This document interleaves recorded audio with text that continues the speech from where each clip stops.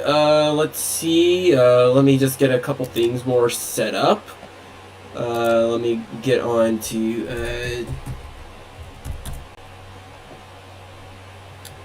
before we begin, I'm gonna get a little starting thing.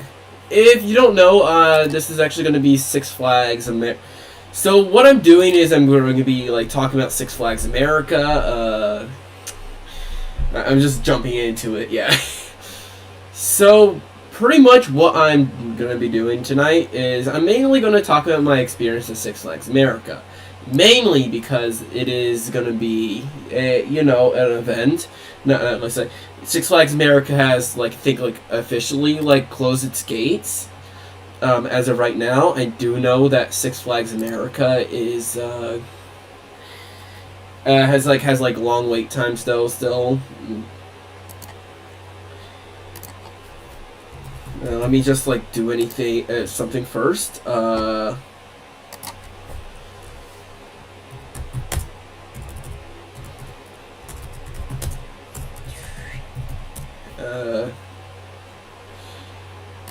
But pretty much, I'm going to be going to do is a Six Flags America creation, along with talking about what my experience was, because I think that's a pretty notable thing. I apologize if I'm dragging along. Let's just start with their Planet Coaster build. You can also do a general Q&A, and if you guys are getting bored about this, it's I can change up the live stream. Still going to talk about Six Flags America, but, yeah, I'm kind of excited.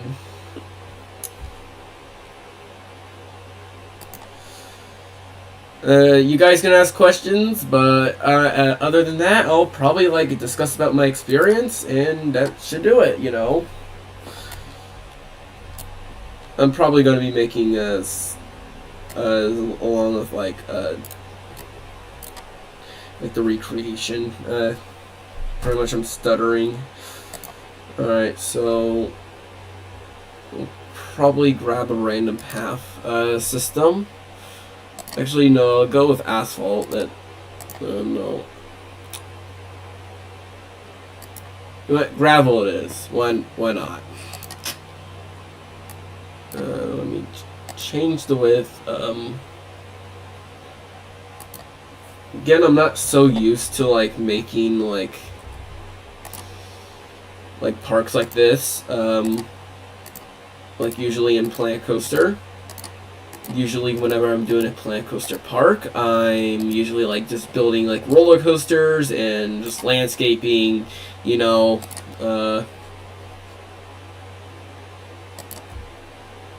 pretty much.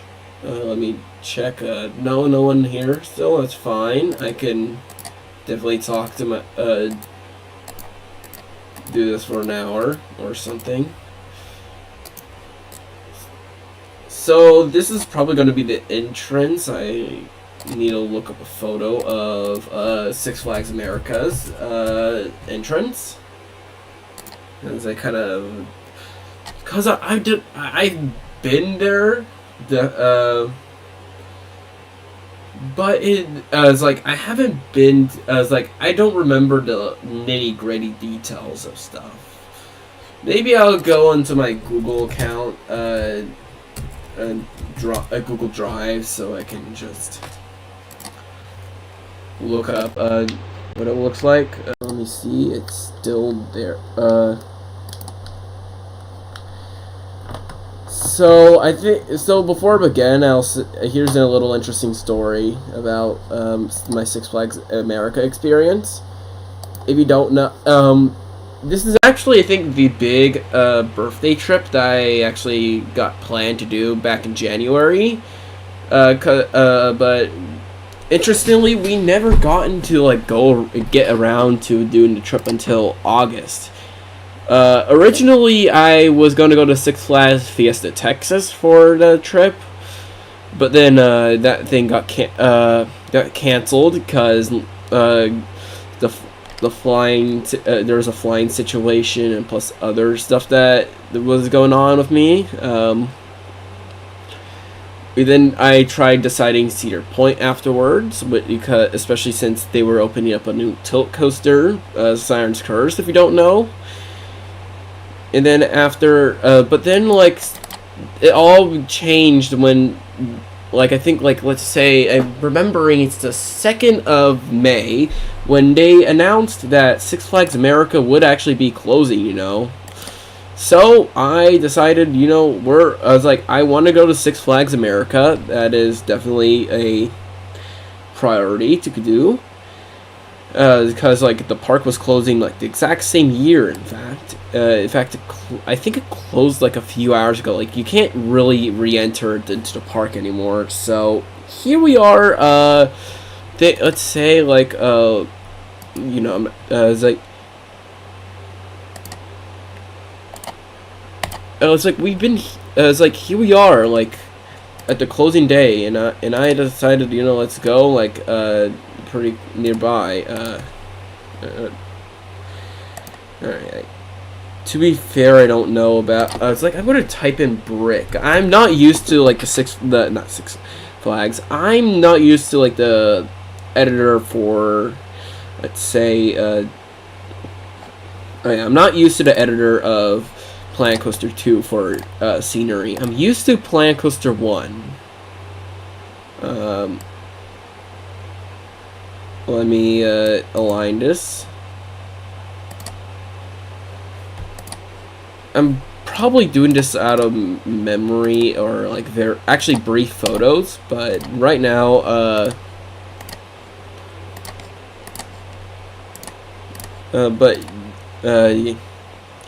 I'm pretty much designing the entrance right now, so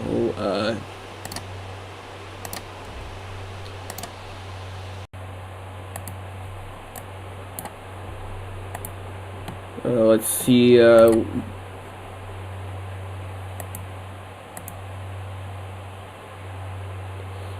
Do I have like any impressive photos from the visit? No, no, I don't.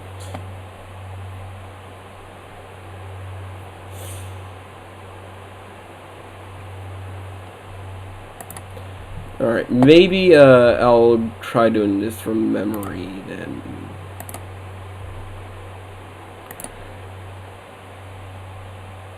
So yeah, we basically went to DC, and then afterward we had a Six Flags Day, and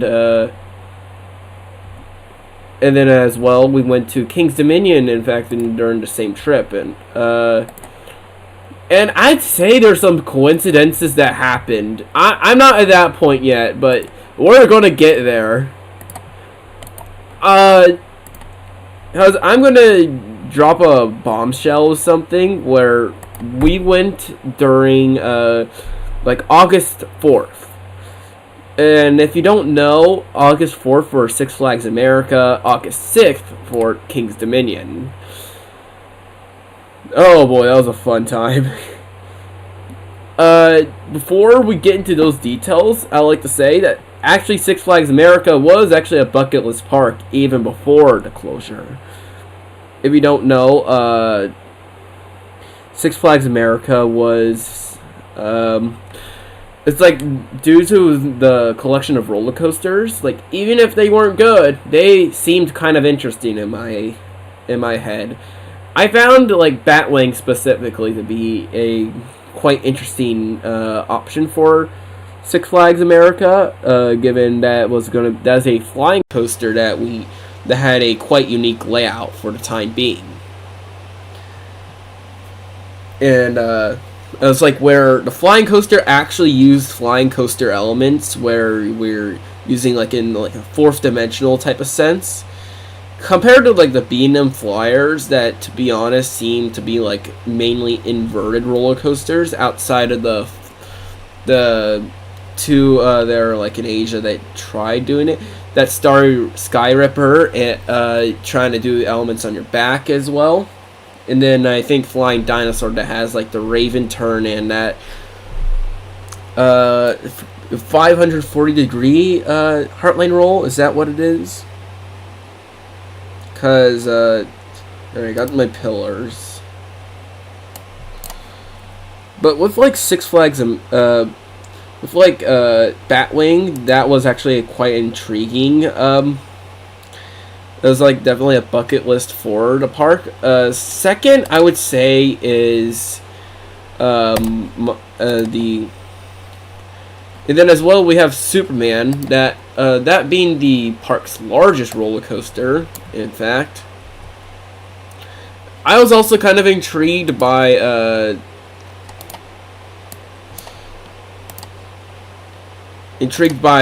Superman as well, given it is a hyper coaster built by Intamin. In fact, I haven't done much Intamin roller coasters. As of I'm talking right now, I've only done 4. The latest one was like around like for like in terms of new Intamins was Half Pipe at Elitch Gardens, which was like I think yeah it was over a year ago. So I've been really wanting to try a new Intamin coaster, if that makes any sense. But we're gonna get to that story. We're getting to there. As well, Wild One was an interest. I was curious about, given it's one of America's oldest wooden coasters. Opened back in 1917 at a different park. Also PTC, which is always cool. Firebird was also an interesting like choice, given I was wanting to do a. Wanting to do the first coaster from Ballinger at Maviard. I think that's kind of it for like intriguing credits. I was mildly interested to try another SLC after all. Professor Screamer Skywinder with the new trains, and then Roar. Okay, it's another GCI. I can do that as well. Then I think like the other one, it's like Raging Cajun at. It's like that felt. I really didn't have much expectations. I heard it was positively viewed, but not. But I wouldn't say it's like it would have been the best or anything. It's like the most intriguing thought process. Oh yeah, and Joker's Jinx. Forgot about that one. I also didn't have much expectations, but I feel like it was kind of interesting to try out a premier LAM coaster. For like the time being, that was definitely the case. I was like that was not my first premier LIM coaster though. That will actually be Revenge of the Mummy, but I was kind of intrigued, you know. So talking about Six Flags America, it was actually kind of an intriguing option for bucket list parks, given its ride lineup was unique. It's like felt like the coasters could have felt unique and significant as well. Let me turn off this audio from the video, because when I I record stuff with like my videos and stuff. That's where I get a lot of my footage.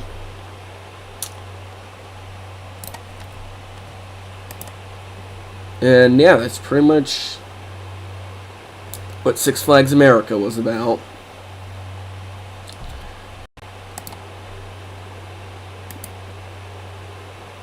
Oh god, I've been talking for 14 minutes already, and haven't done much with my building.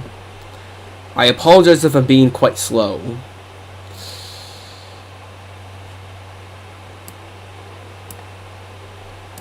Alright, let's see.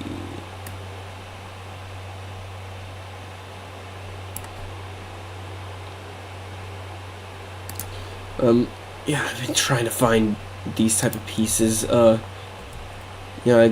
probably going to want to go a little quicker at this point.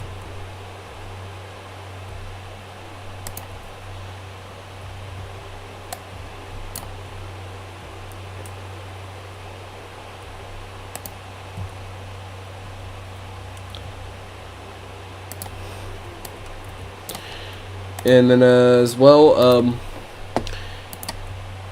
and also, you know, traveling to DC, that's kind of cool. I hadn't been there, but it's like it's the capital of the United States, so you know that's quite nice.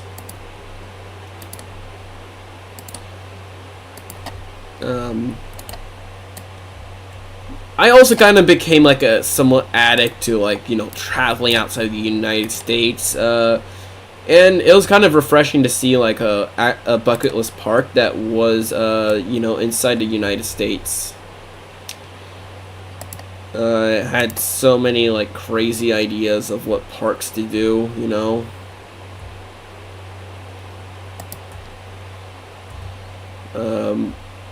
But you know, it's okay right now. Six Flags America is definitely I got to do Six Flags America, and it's like I was definitely excited. But there's, like, you know, a bit of a problem that happened. See, when I went to Six Flags America, this was August 4th. So I didn't really like go to. So, you know, I didn't have much expectation. This was like during a time where their two largest roller coasters were closed. Interestingly enough, it's like Batwing was. It was not announced yet, but it was definitely it was an indefinite closure. Like, that thing was not coming back after July 7th, which, fun fact, was, I think, like, the front car fell off. And, you know, they could have fixed it, the fiberglass train. But, given the park was about to close, and also it was a coaster that was not supported by the manufacturer anymore, the coaster actually, you know, closed indefinitely, was like during, and it's been standing but not operating up until it's the park's final day, which was, you guessed it, today. It was also kind of funny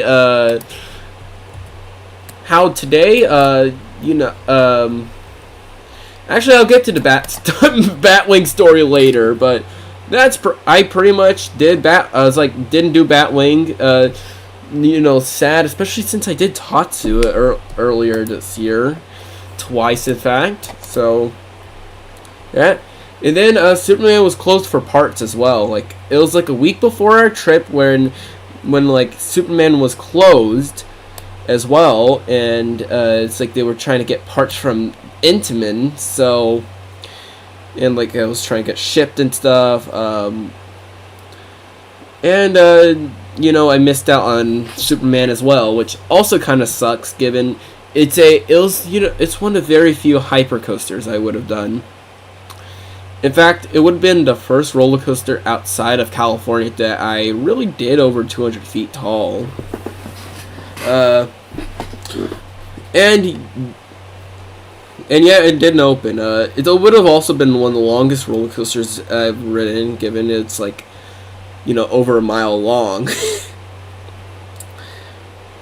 It looked like a unique experience, I'll say. And you know, I love my unique hypers. I actually liked Goliath at Six Flags Magic Mountain in some capacity.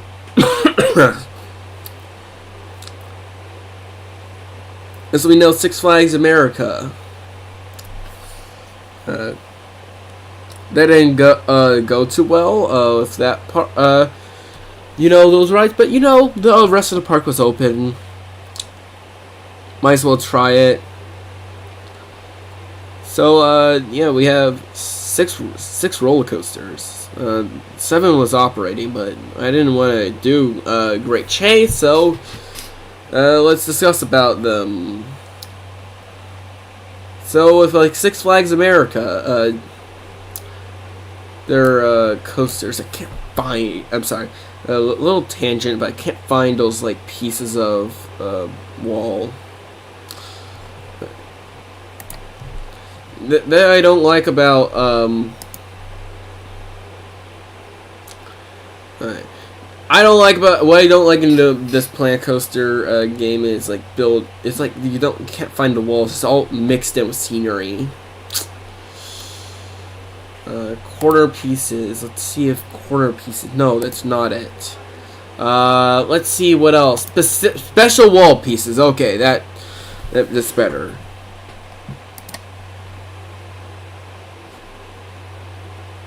Okay. This fits. Okay, this is perfect.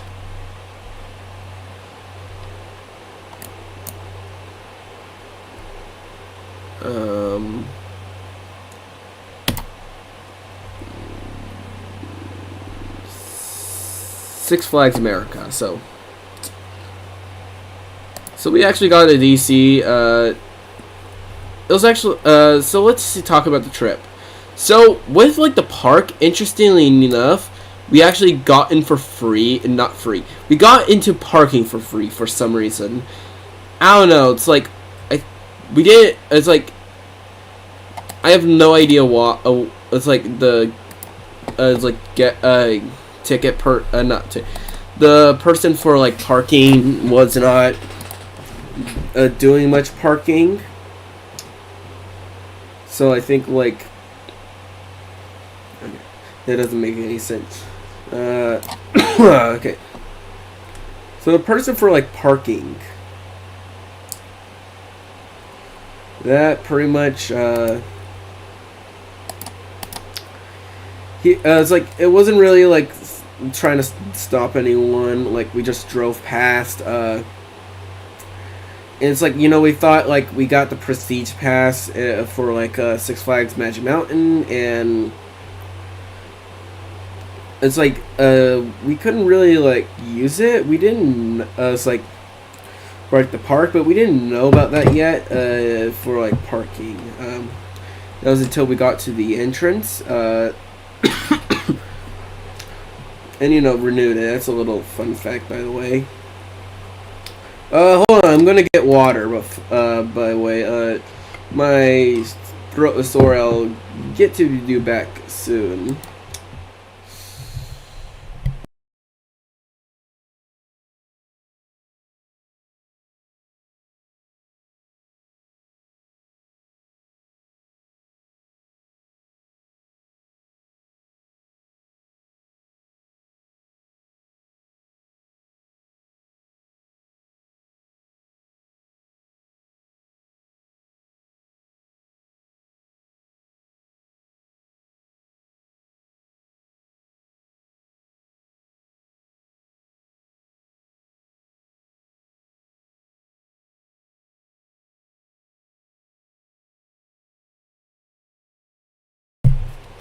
Alright, back to the live stream.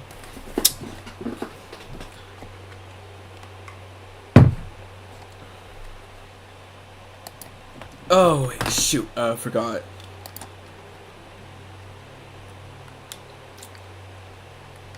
Okay, that was a little dumb, sorry.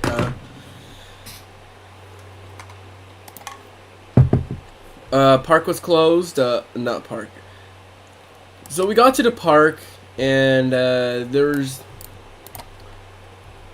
it's like we were about to get into the front entrance, but we did not have our season pass you know, checked out yet. So we had to like pay an admission ticket and all, yada yada. So we first went to Raging Cajun. That was my strategy. We tried going to Raging Cajun first, given that was going to be our. It was like. Given that's probably the best ride to do, given it was like had a lower capacity, so it's like 4 riders per train, and there was 4 there was 4 riders per train, so it would make throughput a little slow. And when we got, it's like we were waiting in line. It was nice that I met a coaster enthusiast. In fact, along the line, that was kind of cool. He rode the original Iron Wolf, but no, which we'll get to later. And it's like, you know, we waited a little bit. The queue line isn't that long, but it takes a little bit. And then we had like a queue breakdown for Raging Cajun. A breakdown, I think. Not sure what the scenario was, but you know, we didn't want to. I didn't want to risk. I was like, and I didn't want to risk like, you know, waiting for too long.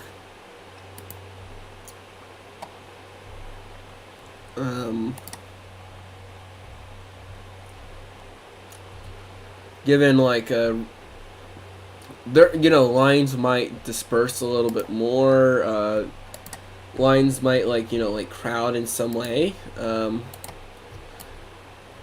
I didn't want to risk that, so I advocated to go to like a, not Thunderbird. Oh, it's like Wild One. Okay.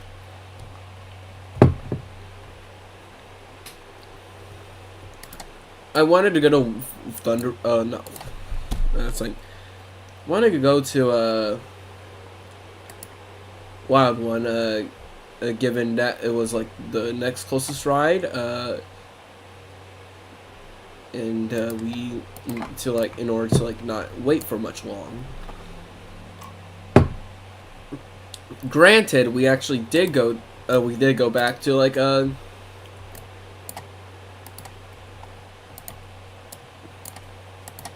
go back to that place again later in the day, but not that moment.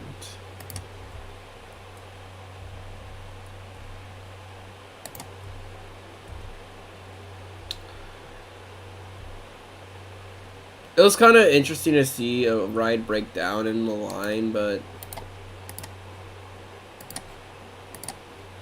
yeah, not too much of a fan of like when that happens. Actually, I don't think it was a breakdown. I think it was something else. And I'm mumbling, but I don't know. My throat is like not doing so hot. I'm probably gonna stick around still, but.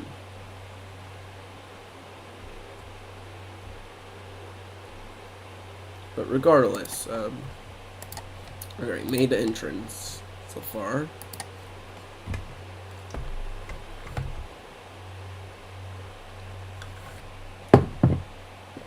And then after going to Six Flags, after we went to a Wild One, and it was, I got like I think the second to back row, maybe.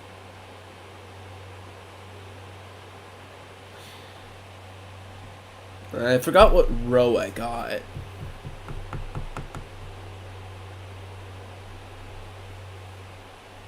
It's either the second to back or the front for a Wild One. And I honestly think that that ride was actually that was a pretty good ride. The Airtime Hills had nice floaters, pretty much. And it's like it had a nice airtime, definitely floater. And then it's like on the turns it had sustained laterals, and it was like most hills, you know, sustained floater. And I haven't had an experience like that in a long time, like not a long time, like not at all, like, you know. I think like the closest was probably Twisted Colossus. But Twisted Colossus is more so sustained ejector time. So I really appreciated Six Flags America for having a ride like this. Actually, more so PTC.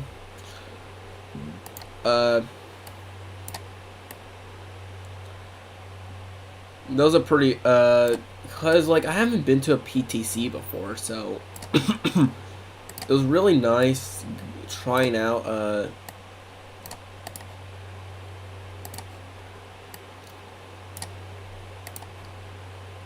ride like that. I don't remember a specific great moment, but what I do remember is like I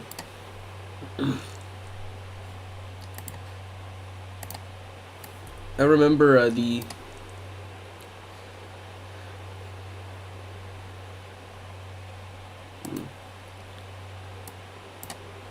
I remember sustained floater on like the hills, and as well I remember.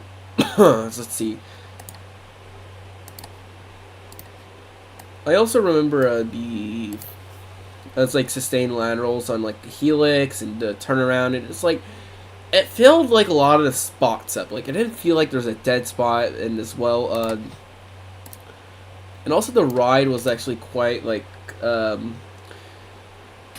you know, it offered a little bit more. I even have a hot take where I might enjoy a Wild One over like, you know, B&M Hyper. I haven't done one yet, but they seem like similar rides, and you know, for my tastes specifically, I would probably prefer the I would prefer Wild One with like more dynamics, you know. Let me get to M for a second.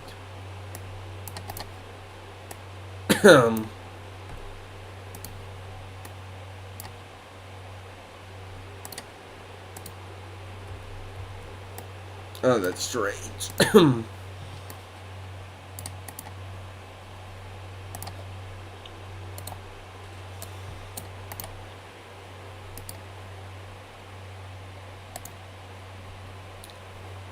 Let's see, R.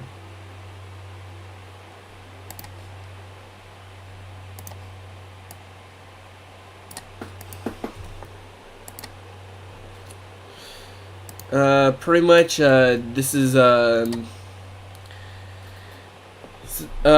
yeah, Wild One's pretty fun.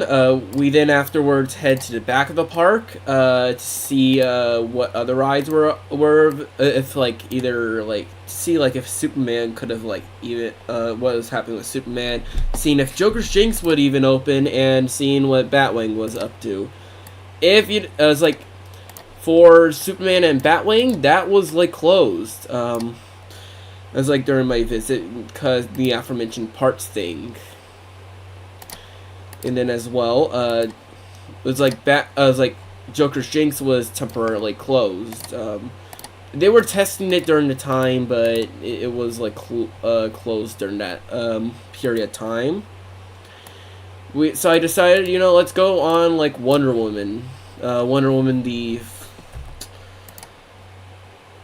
Wonder Woman, I forgot, Starflyer. It was actually my first Starflyer, interestingly enough, so that was kind of cool. It actually gave quite nice views, and, you know, the purpose was to see what's happening over Superman and Batwing. I didn't see any of the trains in the station, to be honest. Not even for Superman, not for Batwing. So I didn't really have much hope, you know. Let me edit this building.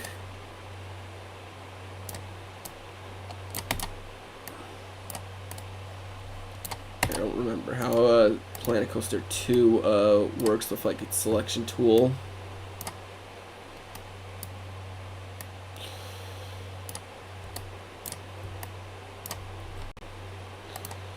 Alright, so yeah, Wild One was like, so that part of the park kind of sucked to, like, see, but it was kind of cool seeing all the rest of the park, like the scenery around it. Which, in fact, the park actually has a lot of acreage, strangely enough. Not all of it's used, though. It had a lot of land, and, you know, that makes me think, like, Six Flags America could have had, like, so much potential as, like, a park. If it wasn't for like, Six Flags, I would be honest, it could have been, like, something special, to share. Z fighting, yay. It had a lot of land. It was nearby DC, and Six Flags America could have been something. It's like it had, like, a lot of potential for expansion, but as the years went by, not much has happened. And maybe the corporate heads could have said, "Oh, it's like it could have been like attendance or something." I'm not familiar with that at all, so I can't really judge. But what I can say is, it's like Six Flags America could have been, you know, a park that had a lot of potential.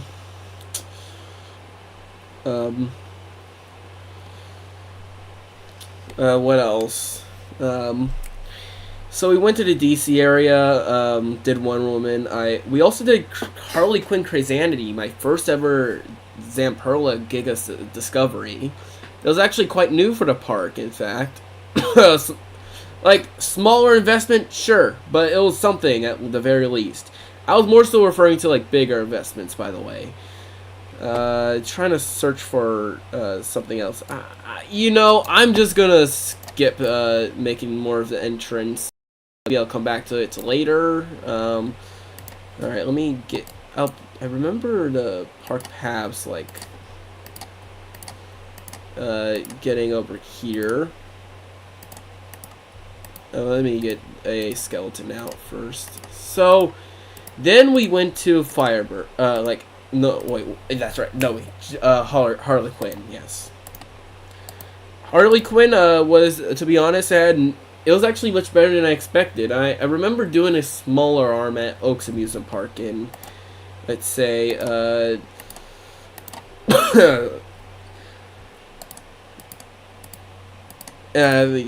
Oaks Amusement Park in Oregon. I don't remember getting like airtime or something. I remember getting positives, but like it was quite nice seeing like having like a nice floater on like when ascending, and then like nice positives in the valleys. It rotated around, so it got nice views and stuff of like the surrounding areas, and pretty much yeah. Let's see. And to be honest, no,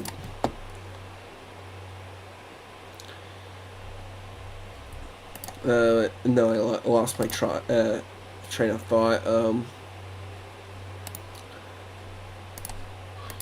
And I think like Six Flags America, I keep stumbling the same words. Let me snap this for a second. Let's see, and Harley Quinn, it was actually quite a nice surprise, to be honest. Given I'm not used to like these like flat rides to be all that dynamic, but you know, that was quite it's not my favorite, definitely not. I find more of the flipping flat rides to be my type of cup of tea and stuff. But I totally respect the like how the flat rides for like, let's say, Harley Quinn gave a kind of cool experience. Like, it feels more one-dimensional flat rides, to be honest. Apologies for like dwelling a little bit. I couldn't find my thoughts.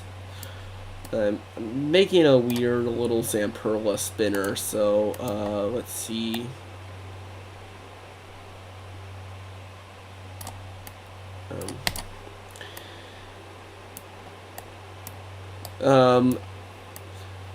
After that, we went to Firebird. That was actually a very interesting.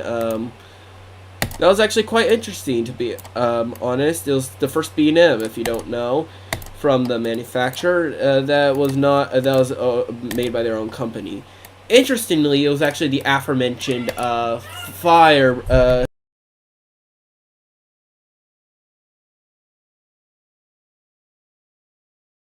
sorry, background noise. So, if you don't know, it was like, it was Firebird,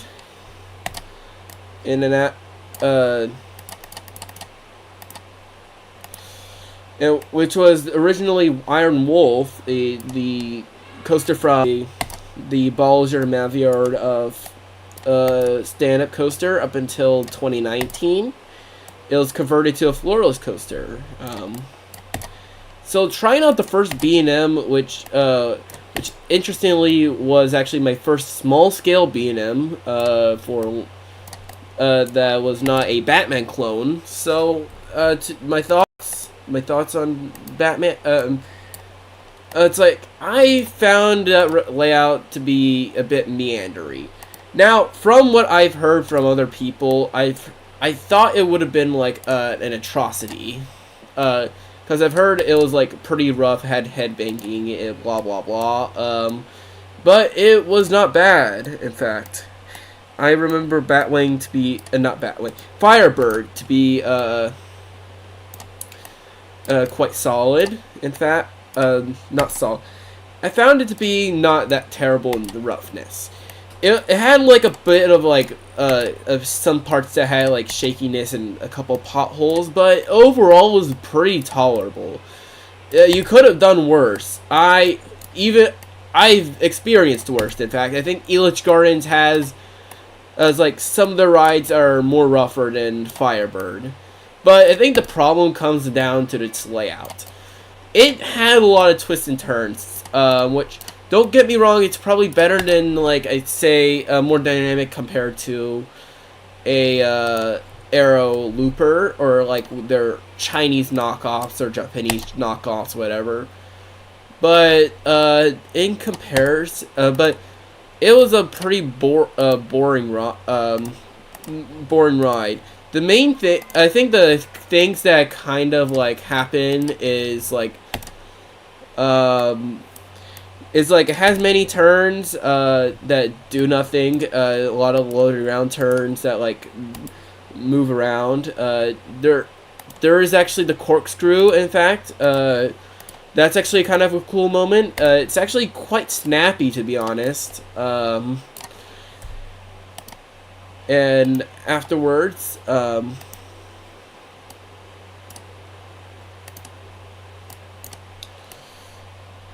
and that was really about it. Hold on one second.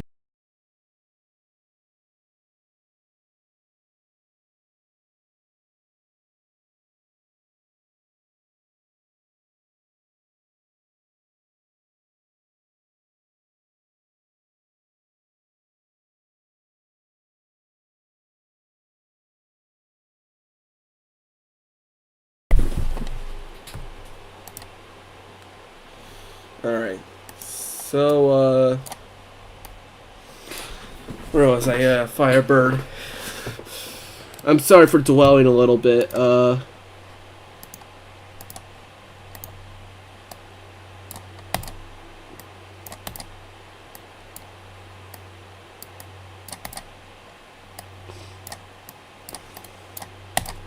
Pretty much Firebird was...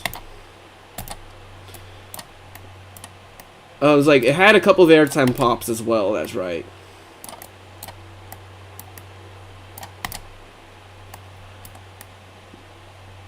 And afterwards, yeah, didn't do much. I tolerated it, is what I'm saying. I'm sorry, I couldn't try to get the point across, bro.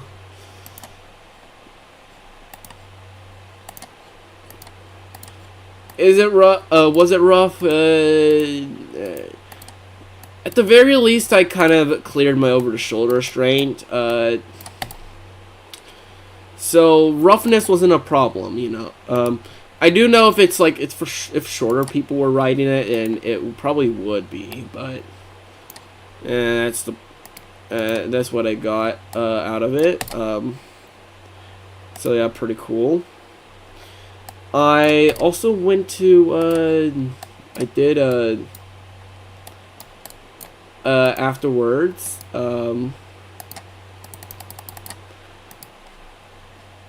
so that was our next coaster. Afterwards, we did the next door coaster, that was Roar. It's their GCI wooden coaster, in fact.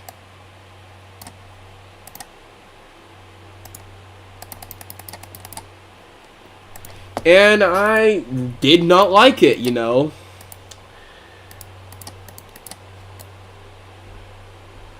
The GCI wooden coaster, in fact, was, I think, like Roar, yeah. I rode row 10, and that was not, and to be fair, the rumors were true. It was kind of rough. It was pretty much rough. It had, and it was mostly forceless in row 10. There was like one airtime pop, one lateral moment, but the ride I did not like, you know. It was slow. It didn't really have forces. It's my least favorite adult coaster. Like, absolutely nothing redeeming about it, in my opinion. Alright, and then Professor Screamer's Skywinder, it was next afterwards. That ride was actually, I was actually a bit intrigued, but a bit scared as well. Actually, let me, beforehand, when we were on before waiting on Firebird, I actually had a conversation with a ride operator about why, Firebird didn't have, like, the new vest restraints, and it's like, well, they thought, like, well, it was, like, he thought B&Ms didn't really have those modern vest restraints, and I mean, they kind of exist, you know. It's like, Deceptic Coaster is probably the closest comparison I would make, you know. It's just missing the floor. But yeah, it's like, he also mentioned, well, it's like, I was a little scared that the SLC would have not didn't feel the best, but it's like, well, at least it doesn't have the shoulder strings, and you know, that's kind of cool, to be honest. Pointless somewhat tangents aside, I actually found Professor Screamer's Skywinder to give you know, there's some stuff that was better than Mind Eraser, some stuff that wasn't. I'll go with the stuff that, you know, was better. I found that some of the positives were better as well. I also found the comfortable trains to be pretty cool. I liked the minimalistic style of Mind Eraser for some reason. But while that was like minimalistic and like laterally, where your torso was restricted, Mind Eraser at Elitch it's like Professor Screamer Skywinder was actually was pretty like thrilling. Not for had restriction didn't have much for like the bottom of my waist and stuff. Like my pelvis was felt pretty minimalistic and exposed, so that was quite good. I also found like more positive G moments on this SLC comparatively. Maybe my memory was fuzzy with Mind Eraser, but overall it was actually more smooth. I think smoother, not smoother. It was actually it was actually more dynamic. That said, the lateral thing, you know, for Mind Eraser, wasn't good. It wasn't really there.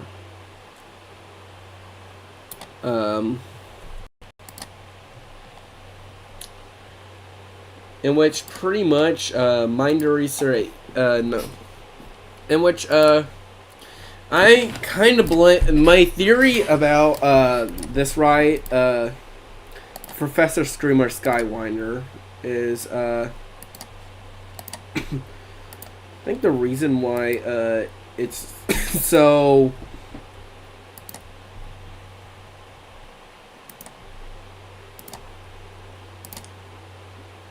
the reason why Professor Screamer Skywinder feels like this somewhat is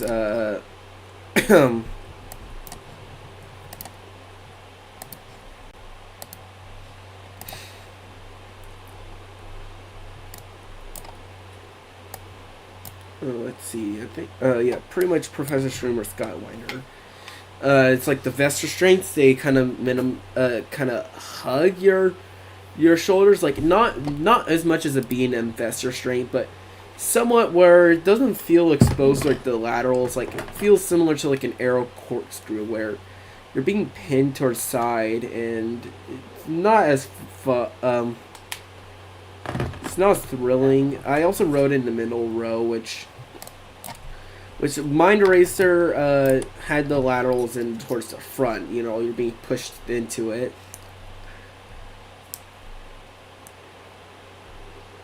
And overall, that was a bit of a disappointing factor as well. That's one of my favorite parts of Mind Eraser, in fact. I'll stand by it. The Vekoma SLC layout is actually really fun. It's very twisty. It had nice inversions. It's like it holds solid pacing throughout. And also the roughness wasn't that bad. But I'll say on Professor Screamer Skywinder, unlike Mind Eraser, there was some abysmal parts of that ride for like roughness. I did not like the transition that dipped down into the Heartland rolls. It was a little bit obnoxious, but overall, and then like some moments of like roughness were like shuffled around. I know Professor Screamer Skywinder was not smooth at all. Point blank. Yeah, I like it. Yeah, I was like, I did, but overall, it didn't. I was like, but it was definitely rougher. It's probably my roughest roller coaster. Roar is probably a close second. It's just the layout is worse, in my opinion.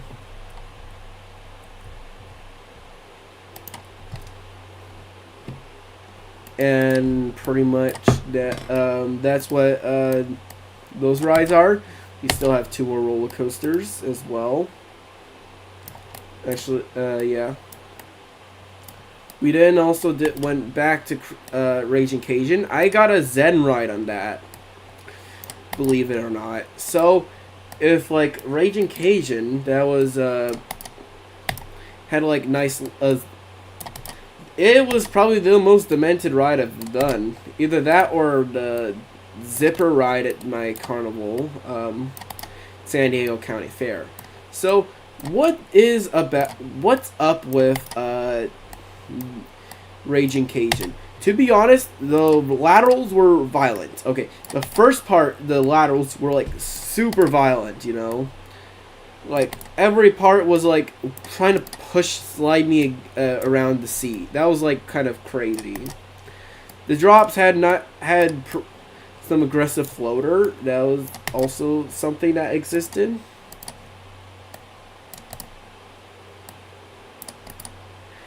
And then as well, Six Flags America. It's like the spinning. We're also trying to pinball. It felt like a pinball machine, you know. Like, what the hell? It's like, that was a ride of insanity. It was not my favorite. No, it was not. But it was actually the stupid ride where it's like, yes, that is...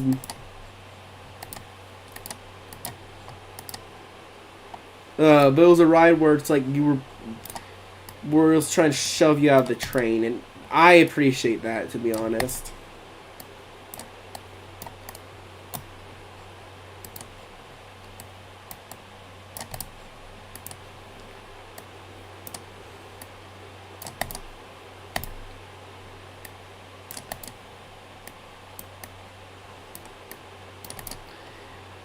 What else? You know, and also like the Spinning Mouse at my county fair, that was more mild compared to what that ride was. And you know, so like it was, granted that ride was more balanced, it was less it had more people on it, and yeah, but I don't know. I've heard rumors that the Six Flags America version was always like more intense, and I believe it. It was crazy how it was, despite the same layout, it was like 20 spots higher.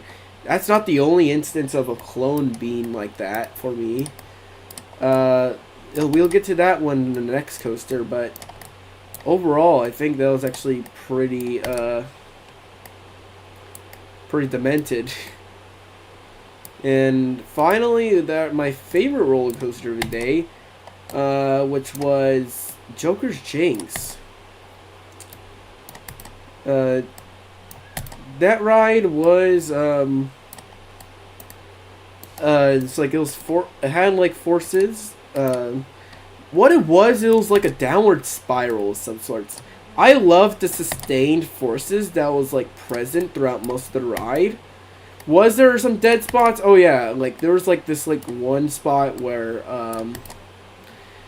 had like sustain where it's like there was like this one airtime hill that had nothing. But for the most part, after the mid course, it's like it just went wild. Like it had sustained positives and like laterals mixed in. It wasn't just like, oh, you have like laterals at one part, positives at another part. But no, it was a janky mess. That was awesome. And then as well, not janky mess, but it had like lateral kinks throughout the ride, and then it's like sustained positives. Yeah, that was awesome. It's like the mixture of all of this stuff was all so cool. It was. I also loved the inversions as well.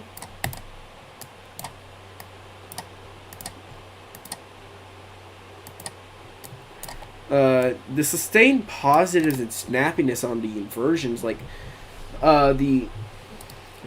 it's like the Cobra Roll had sustained positives with like snaps towards his top, along with the Sidewinder. The Corkscrew had a nice vicious snap as well. I almost said slap, but you know it's fine. And then as well, it's like there was also like a lot of like moments where I had nice positives. It was like building up to the final inversion Corkscrew. Overall, it's like probably one of the most consistent rides I've ever been on. West Coast Racers is probably the most consistent I've done, but this ride, Joker's Jinx was actually really thrilling. You know, not thrill, was really consistent. I felt more consistent than Manta, because Manta has that like mid-course brake run, which kind of annoys me, where it's like there's a mid-course, there was like some sluggish moments of that ride, and just like I like that ride, but there's no way of where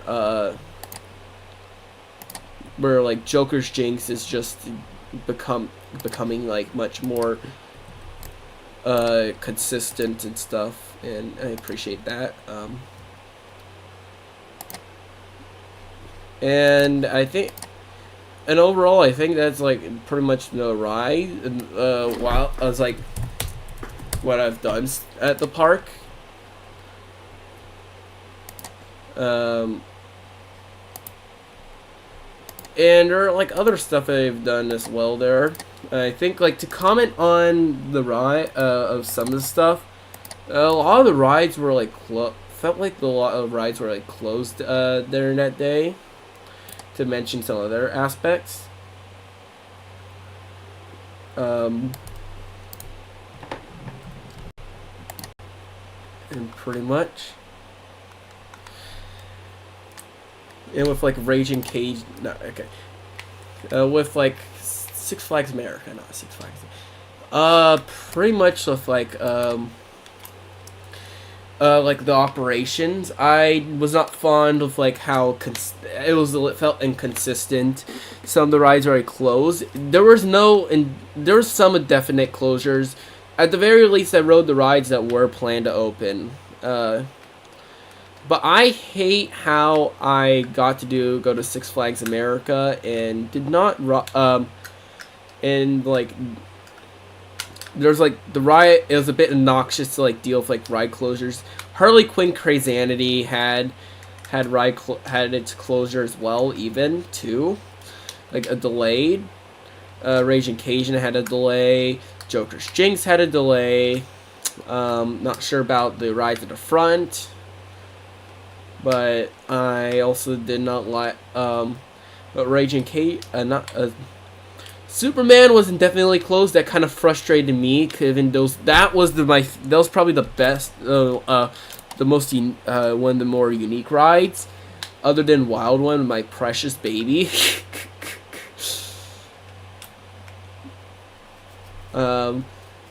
I was also upset how the rides were closed, and this wouldn't be the only this wouldn't be the most insulting closure. I'm going to get to that, I'm going to probably discuss that after I'm done with Six Flags America, but just letting you all know, that was pretty bad. It was a pretty bad closure and all. I forgot I talk about Dan Burns' comments. Oh yeah, the ride definitely did look like Raging Cajun. But let's see.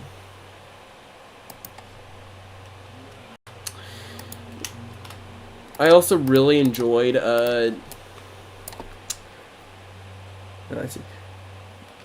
sorry. There were some other rides that were also delayed. Oh yeah, I think it was Penguin something. It was like temporarily delayed, but we didn't ride it because, given like we were a bit exhausted from like the humidity, and we wanted to like go back to our hotel, which was in DC. It was like a 30-minute drive. I kind of wanted to rewrite. It was like we were even debating about Joker's Jinx, like to like ride that, given it was like a delayed closure. It's like even waiting in line, it was like a little bit, and it was a bit frustrating for us. But I think like like Six Flags America was fun, a little bit. That was like in terms of appearance, it's like the stereotypical Six Flags. Felt similar to Elitch Gardens,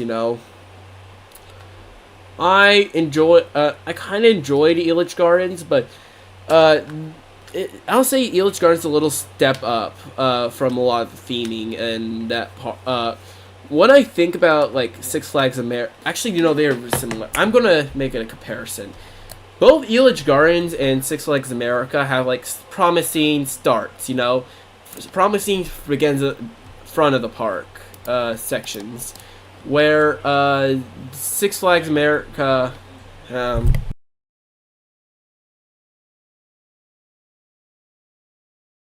sorry, stuttered a little. Where Six Flags America and Elitch Gardens have like this beautiful start. It has luscious greens. It has like this nice looking area. I'll say Six Flags America has it over the theming, given steampunk town with like Professor Screamer Skywinder and having like somewhat decent theming, but and then have the atrocious back of the park where we have filled ride, we don't have theming, we just plop rides down. And in that regard, I would say Elitch Gardens is a little better with like theming, with like it has a better chance of higher lows, but doesn't have higher highs with like its theming. Let me get the Premier Launch Coaster because I think this might be. I'm getting the Skyrocket 3 trains. Let me get the.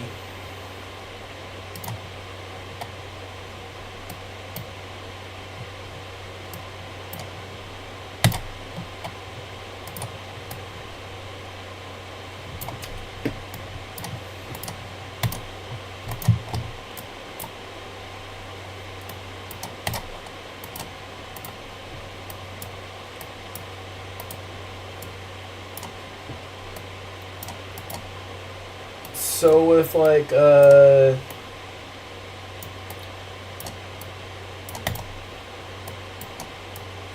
then the appearance is just like You know, I appreciate with the appearance of like Six Flags Magic Mountain, like its DC area.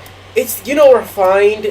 Sure, the roller coasters may be taking a lot of the appearance, but the DC area in that park is it has more like structures and stuff that, you know, define it more. Like you have Battle for Metropolis with like that ride, and then with like the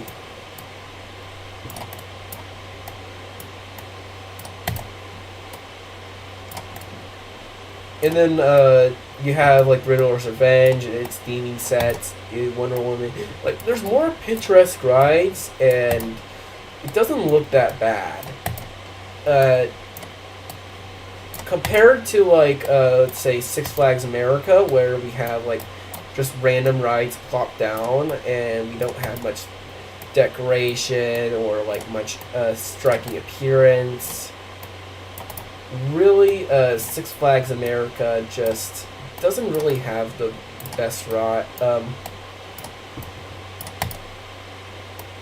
It's like just doesn't have really much detail, which kind of sad, to be honest. Like if it's DC area, Apocalypse has okay. Apocalypse is very whatever.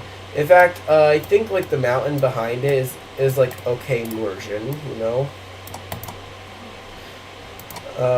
Let's see what else. Roar is just a plop down on the land. Batwing probably looks kind of looks a bit atrocious as well, given that it's like so secluded and not much like stuff is to hide there.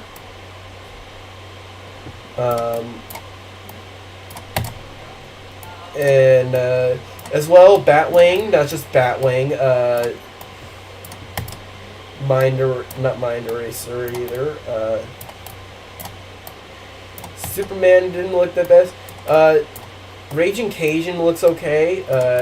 That area has a nice patio type of look, but overall, it didn't. The park didn't look that good, to be honest. They could have done better in that department. My main gripes were operations, though. I didn't have the problems at at Elitch Gardens, I didn't have the operation problems, but with like Six Flags America, I definitely did.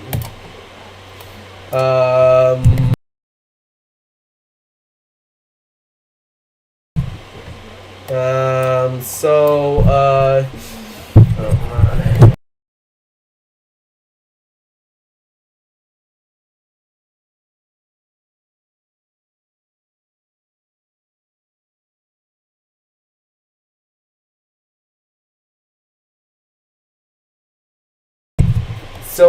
also Six Flags America. Sorry, I keep repeating myself again and again.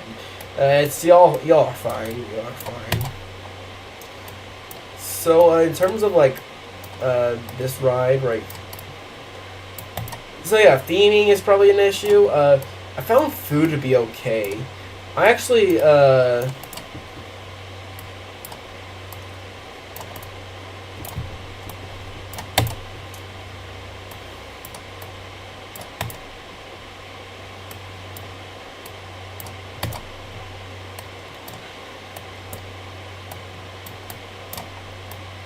I just got a pretzel there, to be honest, and no, that was kind of cool.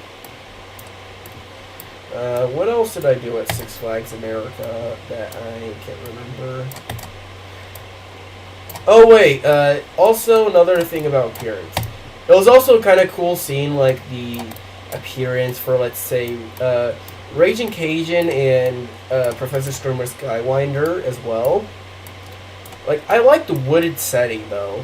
It's like really kind of cool, to be honest. You know, California doesn't really have much wooded settings for their parks. You have Magic Mountain, definitely, but that park doesn't really do like wooded settings. That it's like it's partially, and it's like it's not a full wooded setting. Like going into queue line for like, let's say, Professor Screamer Skywinder, it's really nice looking out in like the distance where like we had It's like we had like Professor Scream or Skywinder having like Into the Woods. Same for like Raging Cajun as well. And that's it's like, you know, that's really nice. The city setting in like Elitch Gardens was okay, but you know, you can't beat. It's very nice to have wooded settings, you know. So unique. It's so used to like, you know, like the city with like California.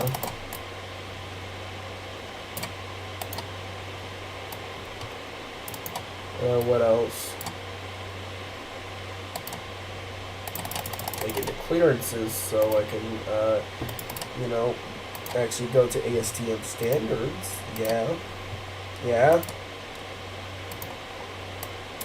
And I think that's kind of it for Six Flags America. Overall, I find that park to be pretty cool. Okay. I'd say I kind of want to recap what happened during today. To be fair, today for like Six Flags America, it was really cool. It was kind of awesome, to be honest. It felt like there's like a cool amount of energy going on with like Six Flags America. I also enjoyed. I also found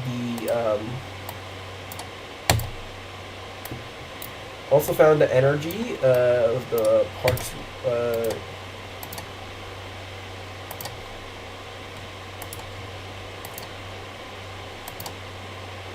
Yeah. The energy is like, I heard, is pretty packed. That's awesome to hear for a closing park.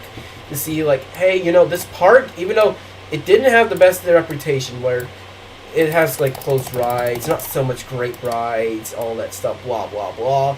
It at the very least went out with a bang, where a lot of people, including roller coaster enthusiasts, were all there. You know, there's even some guy that actually like climbed up onto Firebird. No, not Firebird. Batwing on the final day, where this person went up to Batwing. He climbed up onto the structure, and it's like the top of the catwalk, and it's like, that's bizarre. Like, some people, like, people recorded this, and it's like, no way, dude. It's like, I think the police even like arrested the person at one point. That was actually really cool, to be honest, to just see these people just like disappear and all. Am I a fan of not Batwing?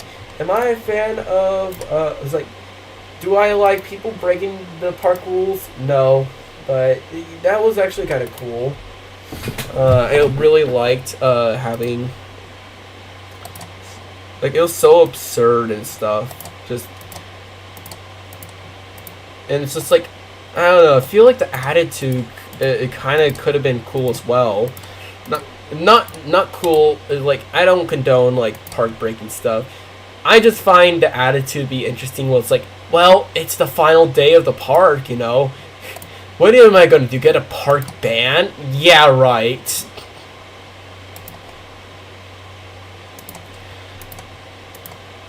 And yeah, that's kind of... And honestly, I find Six Flags America, like, getting this closure and send-off, it's really heartwarming. Sad to see this park close, but, you know, it's kind of nice to see just, like, go out with a bang, you know. You know what also is kind of cool? And actually, as of right now, I actually have some defunct roller coasters, believe it or not. I'm gonna switch from the Planet Coaster gameplay to the screen capture right here on hide. Let me pull it up just a moment. Coaster log and done. Shown right here. I finally have more defunct coasters. It's like, hold on 1 minute. So sorry to cut mid-sentence. But, oh yeah, okay, fine. So, in terms of, like, what's happened with, like, Six Flags America,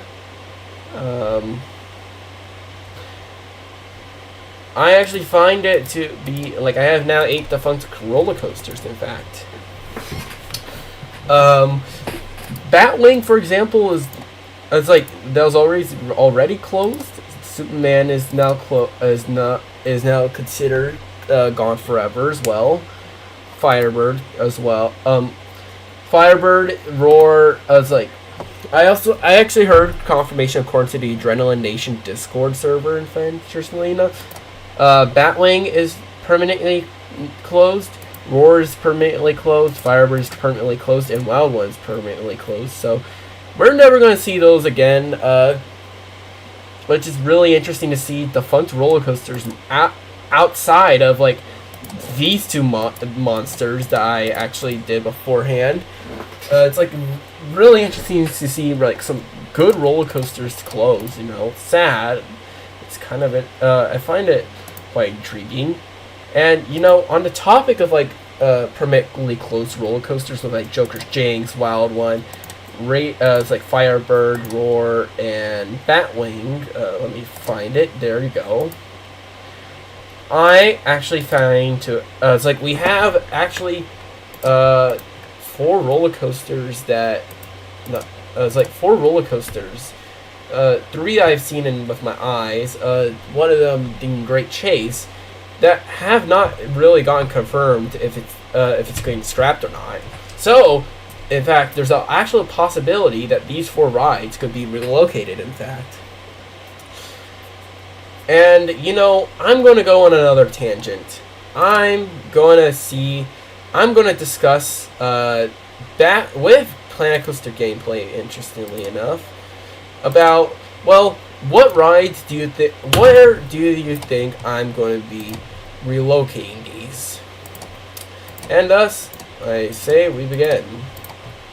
So, for starters, let's start off with Superman. Because that's what I'm doing right now. I'm getting the Intamin Cable Lift Coaster because I believe we need a newer hyper coaster. It's like that would probably be a better fit for the park. And I'm gonna to show. It's like with. It was like with Superman. I actually have an interesting. People have given me an interesting theory where it could go. A lot of people say it's like there could be a possibility that it gets scrapped. You know, that makes a lot of sense given that Superman is a gigantic roller coaster. It would actually be it would be the longest roller coaster ever relocated, if ever, and also has like so many small footers and stuff that it really is just like more difficult. But if I had to choose where it would go, it's like there are a few options. People say the smaller Cedar Fair parks like Michigan's Adventure could maybe support it. I'm not familiar with Michigan's Adventure or anything or whatever. Where people say the smaller parks would rather be more likely to get a hyper, and you know that's actually a fair mentality. I'm very fair to say. There could be a hyper that could go to this park and stuff. After all, the other Cedar Fair parks are they're smaller. Like let's say, it's like World of Fun, Valley Fair, Dory Park. They all have hyper coasters, so there's a big possibility that those could go there. But I would say it's like. But there's also another plausible argument where we can go with another Cedar Fair park, which in fact is pretty close to Six Flags America. That being King's Dominion, you know. King's Dominion, in fact, as it's like if you like, sure they have like Pantherian, like a low to the ground roller coaster that exists. But to be honest, in terms of like if you want to add another ride, just to be it's like King's Dominion would actually be a solid choice. Then the reason why King's Dominion specifically is like it's close by, so transportation wouldn't be so bad. Then you have then as well, King's Dominion is a lot of flat land. In fact, so relocating the coaster wouldn't be much of a problem, you know, like in comparison to some other parks. Because when talking about King's Dominion, we have like, it's like talk about Superman. You have like a lot of like footers that are used, and it's also a very specific plot of land where you have this like large stretch of track that like stretches to between one spot of the park to the another. Actually, I'm gonna do something else with the layout.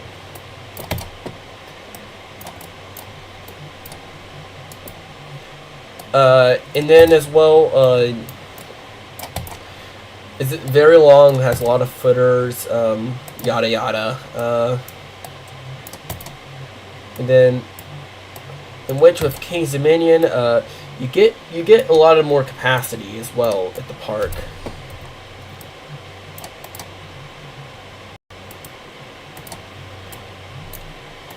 And with like, it's also kind of a bit of a marketable attraction where we can just like, you can just go over there, go over to King's Dominion, and I was like,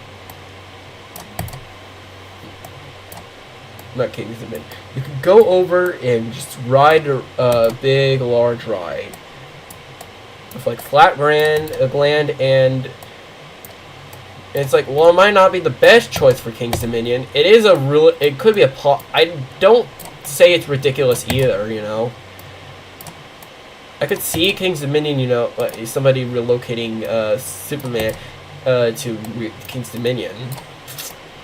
And you know, as we're gonna get to into like what 20 minutes later, we're gonna see we're gonna see King's Dominion.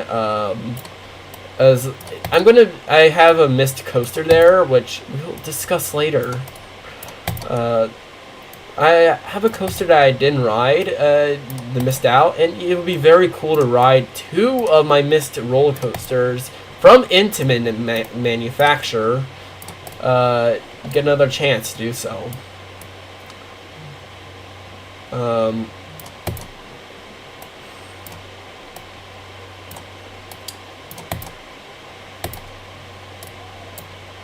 And yeah, that's kind of a dream that I really want to happen, but unfortunately we may not get that. So anyways, what's next? Oh yeah, we have Professor Scream or Skywinder.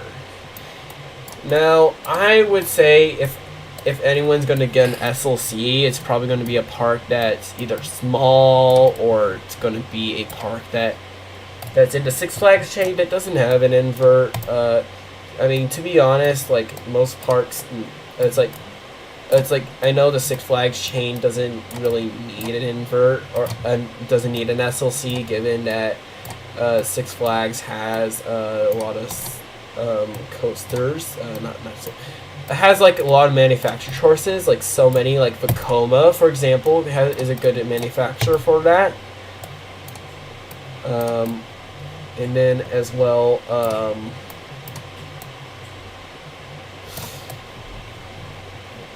the Vekoma SLC, the Vekoma Boomerang. No, that's like, we also have B&M Intamin as well. We have and I think that's probably it for like invert manufacturers. Overall, I would say Intamin is it's like, I would say Professor Screamer Skywinder is likely gonna move somewhere else. I mean, if anything, like it probably may be moved out of North America, given like it's like SLCs could be more useful in like smaller parts across the Atlantic, you know. What like, I mean, T3 got ported back to, it went to India. Like, it didn't die or anything, so that's my guess. And plus, from what I've heard, it also has updated technology. So they'll just say, "Oh, the SLC is not cool." It's like, "Oh, Professor Screamer Skywinder has no usage." Like, yes, it does. It probably has pretty good usage out of it. What? That leaves Raging Cajun, which I would say it's more likely to go to a like traveling fair. But if it was for fun, maybe it would probably go to like one of the Six Flags parks if you're going to say a permanent park or a smaller park. And then Great Escape, Great Chase as well could also go to another Six Flags park. You know.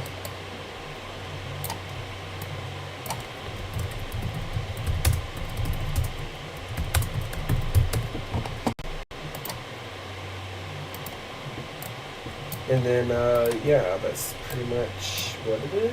I'm not sure the next one.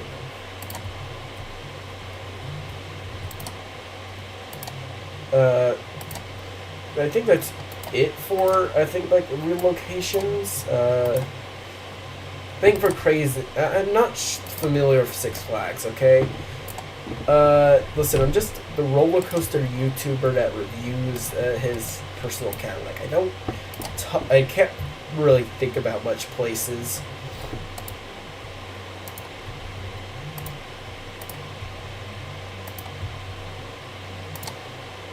Like, I have my own life, you know. But, you know, those are probably my guesses and all.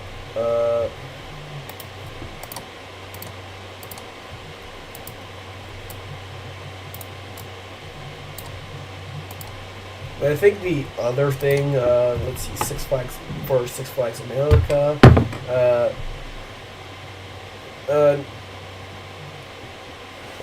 Honestly, I think the Starflyer would actually. I have one more. I think for me, I think for the Starflyer, Six Flags Magic Mountain could also use that. Not sure. Listen, I'm not gonna go theme park predictions type of thing. So let's move on to some of the other experiences I had. Yay! You know, I'm going to actually want to talk about like the roller coasters I've done in 2025. You know, I'm really interested in doing that because yeah. I say let's stay on topic though with like King's Dominion, which fun fact was then the next park that I did. King's Dominion in terms of like experience was kind of interesting. You know, I actually had fun at that place and rode the roller coasters, but, you know... Oh, wait. Oh. And I'm going to pair up Six Flags America again, alright? Six Flags America, it felt more disappointing that, like, it felt alright. It's disappointing that there are two roller coasters. Wow, one too expensive. Okay, I'll change that. It's like had their main attraction closing. That pretty much devastated the trip, and that felt similar to King's Dominion. That freaking roller coaster, bro. That freaking roller coaster closed unannounced. Was closed, and I'm gonna tell that story later. Okay, I'm gonna start happy. We went to King's Dominion. We bought my season pass, which I'm going to probably be using the hell out of next year, or I was like, giving it an all-park passport type of season pass deal. Really cool. And then as well,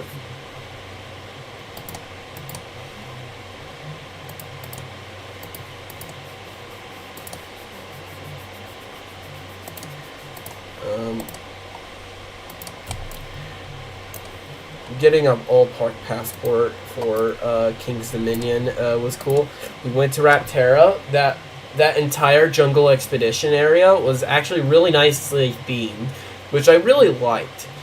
Rapterra from rides reminded me a lot of Emperor, where it's a bit great. It's kind of like more so flowy and a bit graceful in some ways. Rapterra is more graceful compared to Emperor, but when riding Rapterra, it had like consistent forces, had like very flowy elements.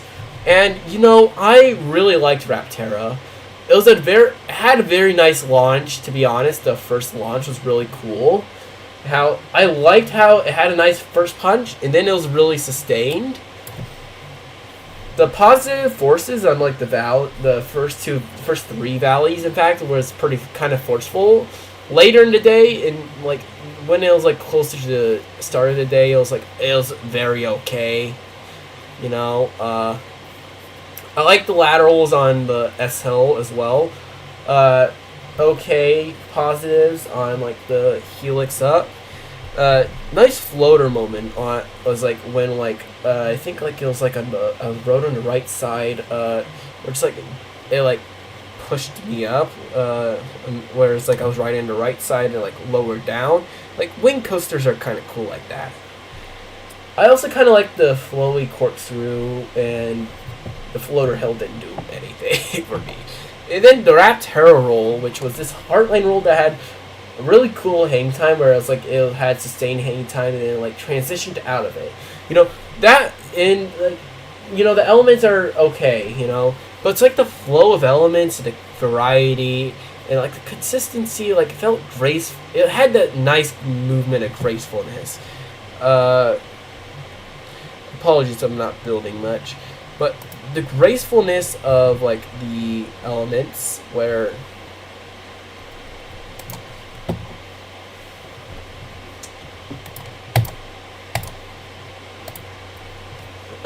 was like a very cool and unique experience.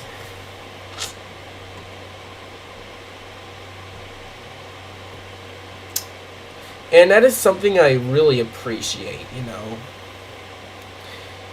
All you need to do is has variety. You need to have like very cool consistency and like a very nice feeling type of ride, and you're good, you know, with me.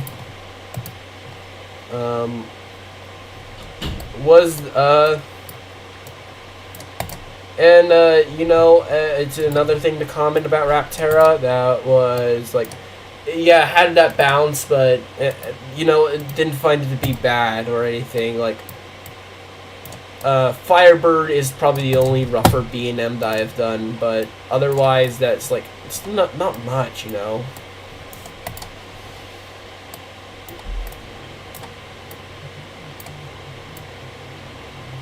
Alright, but no, we're not doing that. Let's see. So pretty much Batwing, pretty much Rapterra was cool. Tumbili was my first SNS 40 free spin, and I honestly kind of felt a little more scared on that one, given the unpredictable nature. I know I'm gonna be a X2 critic, okay? I'm an X2 critic, okay? If you don't know, I'm gonna be doing the reviews like I don't know when or whatever, but I'm not the biggest fan of X2. I mean, I like it still, but I find it a bit like I'm not a big fan, and that's my context. You know, Tumbili was inferior, yeah, but I found it to be more randomized, more chaotic, and you know, it's like it was nice to have like some of the stalls and stuff, like stalling and some of the turns, and also some interesting accelerations in some ways.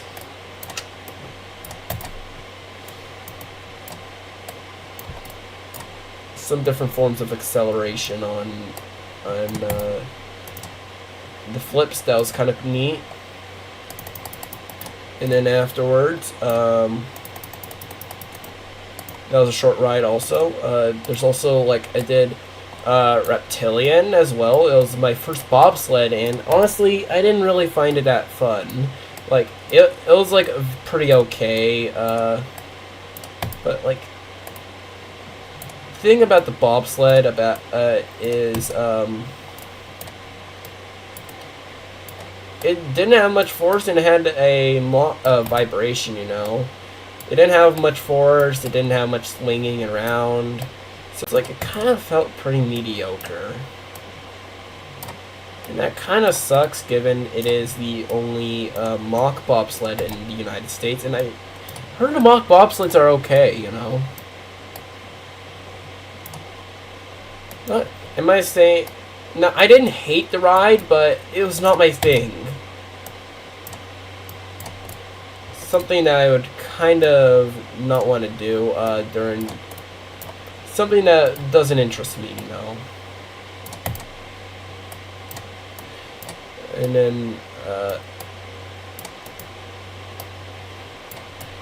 but then as well, I did Flight of Fear afterwards, and I gotta say that was okay, you know. And it kind of interests me how I like Joker's Jinx so much more than Flight of Fear, and it's mainly for one main reason. I think like the mid course break run on like Flight of Fear hits very hard, you know, very hard. There's no mid course on like Batwing or anything, not Batwing. No mid course on Joker's Jinx, and yet we are here on like Flight of Fear, where we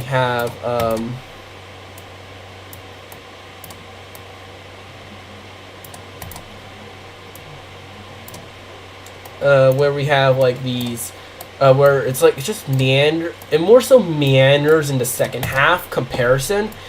Most of the turns are like feels like forceless, you know. And it's like, I'll say though, still great first half, but it's like it's just so underwhelming, you know, like when in comparison to other rides, and other roller coasters that I've done, and also like in like Premier rides as well. Like it is one of my lowest. It's probably the second to lowest Premier rides roller coaster I've done, which I'm not too satisfied with. That include I even rank backlot stunt coaster above it, which you know I actually kind of liked. You know, had a nice variety of forces on that thing. But like it also had that nice sensation of being in a car, but not really that good of a pacing. Let me speed run a little bit more.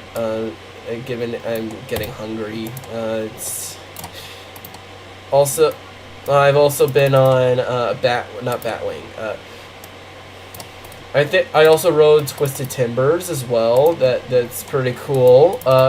That ride I had much better thoughts than Twisted Colossus.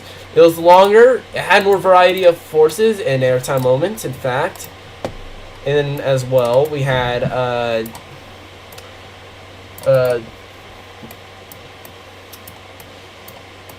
and then with like it's like Twisted Timbers had much better airtime, a more better inversion, and I would say actually the inversions on Twisted Colossus might be I prefer a little bit more, given they're nothing on Twisted Timbers in my opinion. And then as well, I rode in the back because we do that with cool like that.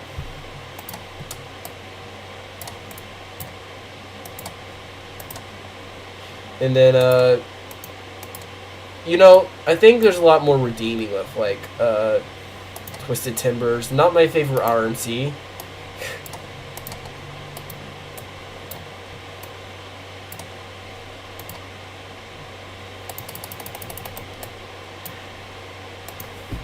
But it's like there's like these like stangle dives that actually give laterals, and that is more variety than what Twisted Colossus has ever given, you know.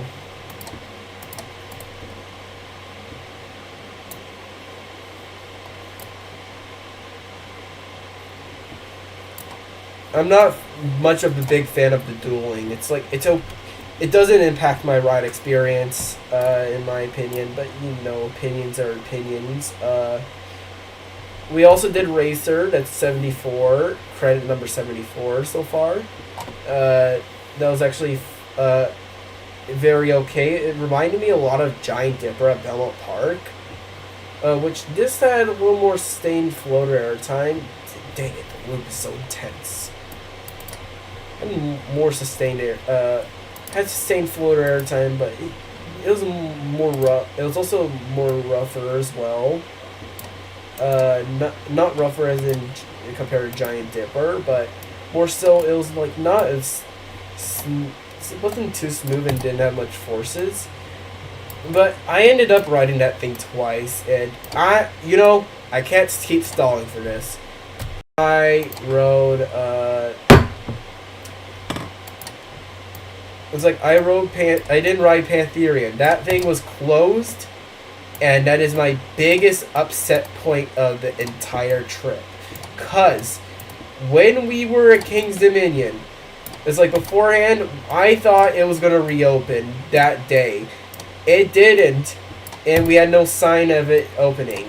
I went on Racer and I tried looking to see, hey, is there any progress? People were at the motor, like cable lift motor, before and then afterwards left, which could have been good signs. But then afterwards, we didn't know what would happen. And then, oh boy, here's the doozy. The literal next day, and I repeat, the literal next day, the ride would reopen after so long of being closed. Keep in mind, this was one of my big bucket list coasters, and yet it was closed. What the actual hell?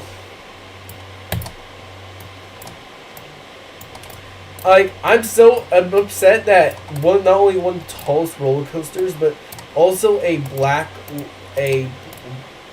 ride that's like famous in the coaster community with a unique layout stuff. Yeah, that thing closed and like hid from me, and then came out when I left.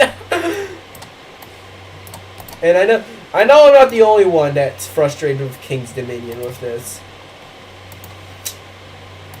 Like a great YouTube channel called Face Ripped Off. That thing, it's like he had his frustrations as well, and I feel him. That was upsetting. Like more so than Batwing being closed forever. And like I feel sad, like dealing with like King's Dominion and stuff, like just with like Pantherian and stuff. I'm glad it's reopened at the very least. I hope it stays open, but with like Pantherian, it's upsetting.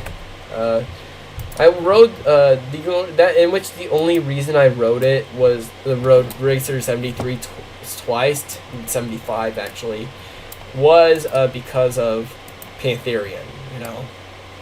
Like I wanted to check what's up.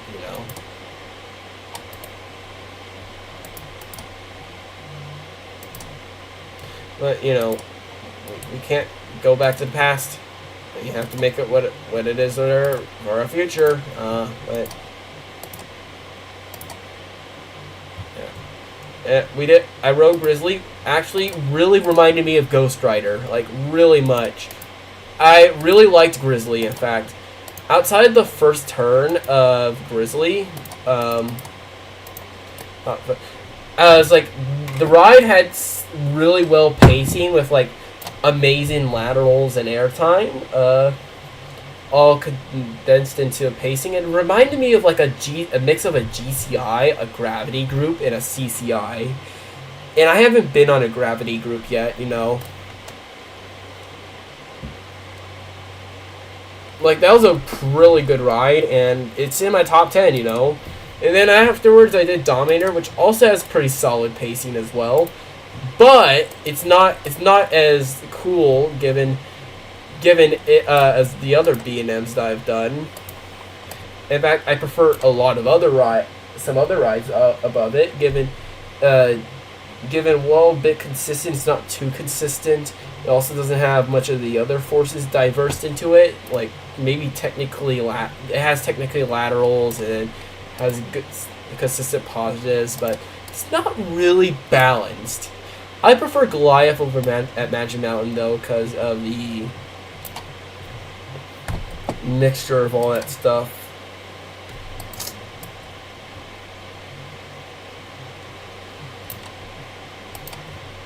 And then as well,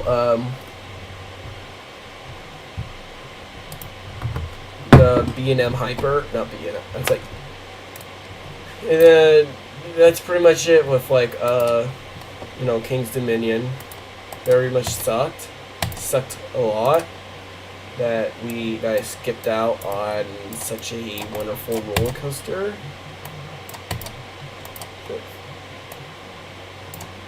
And yeah, that's pretty much what it is.